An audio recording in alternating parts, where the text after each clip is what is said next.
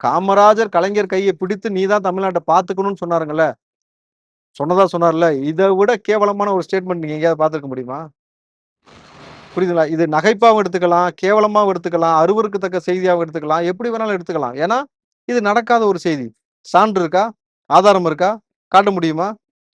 அதுவும் கலைஞர் என்னென்ன அட்ராசிட்டி பண்ணார்ன்னு காமராஜருக்கு தெரிஞ்ச பிறகு, காமராஜர் நீ தான் தமிழ்நாட்ட பார்த்துக்கணும்னு சொன்னார்னாக்கா, என்ன சொல்றது? ஸோ சிவா வந்து அவர் என்னென்ன அட்ராசிட்டிஸ் பண்ணார்ன்னு தெரியும்ல. அந்த 2 அட்ராசிட்டிஸ் பண்ணக்கூடிய நபர்கள் தன் சுய விளம்பரத்திற்காக இப்படி பேசி காமராஜரை இழிவுபடுத்தியதற்கே முதல்ல காங்கிரஸ் கட்சி அவர்கள் மீது வழக்கு பதிவு செஞ்சிருக்கணும். அதுக்கு முதுகெலும்பு உள்ள திராணியான அங்க ஒரு தலைவர்களோ, ஒரு ஆண்மகனோ அங்க இருந்தால் அதை செய்திருப்பார்கள். இல்லை அப்படின்றதானா ஒரு இன்னைக்கு ஒரு கேள்வி எழுப்புறாங்க எல்லாரும். அப்படி யாருமே இல்லையா காங்கிரஸ்ன்னு கேட்கறாங்கல்ல.